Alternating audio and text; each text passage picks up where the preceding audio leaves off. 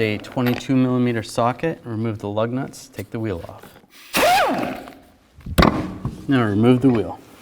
I'm going to loosen up this brake line. I'm going to use a 9/16 line wrench.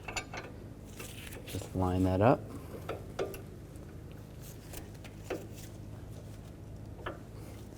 Just try to break it free.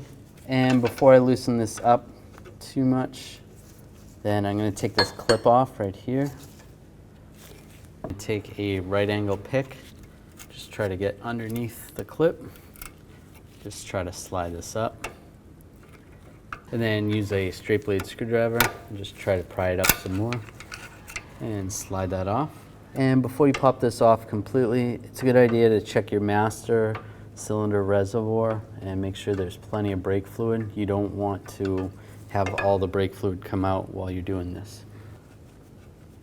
And take that off. Slide that line out. And to prevent a lot of the brake fluid from coming out, you can take a little cap and just plug off the end of it. That'll just slow it down. Now we can take the brake hose off the caliper. Just use an 11mm socket and loosen up the bolt. You might want a drain bucket underneath to catch some of the brake fluid. And take the banjo bolt off. And then you want to take these seals off as well. You don't want to reuse those. Take that one off there. And then take your new hose and some new seals. Put them on the banjo bolt. Put one on, and then this goes through the hose. And then the other seal goes on the other side. Just like that.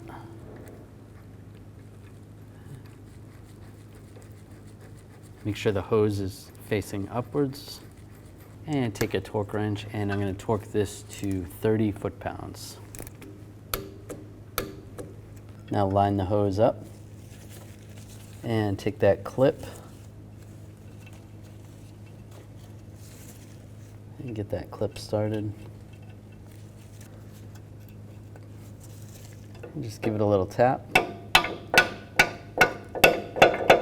That's good. And then you can take this little cap off the brake line, get that lined up, and start threading the line on, and tighten that down.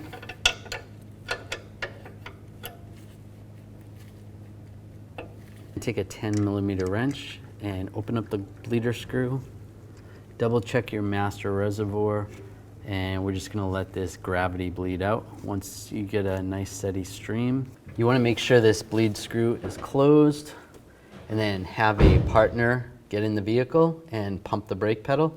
Go ahead, pump the brake pedal. There's a little bit of an air gap in between the caliper and the brake pads. And once the pedal starts getting hard, then you know that's filled up. So about 5 times, pump it up, and then hold it. And then while they're holding it, you're gonna open up this bleed screw. A little bit of air came out. And then close it. All right, pump it again and hold it while they're holding it. Open it again. See if there's any air. Maybe a little bit of air came out that time. And one more time. Pump it up and hold it.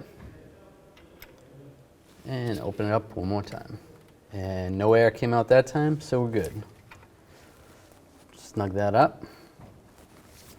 All right, give it a pump. Feels good. All right, put the cap back on.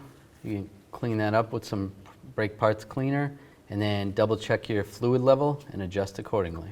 And it's a good idea to go for a road test, and after you're done, come back and take a look and make sure you don't have any leaks. And reinstall the tire. Put the lug nuts on. Now I'm going to torque these to 140 foot-pounds in a star pattern or a cross pattern to tighten the wheel down evenly.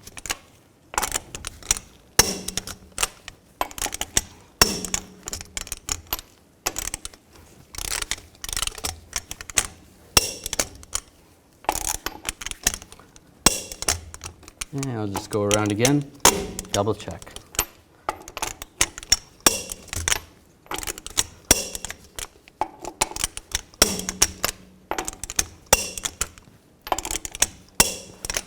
And check the brake fluid level after you're done and adjust accordingly.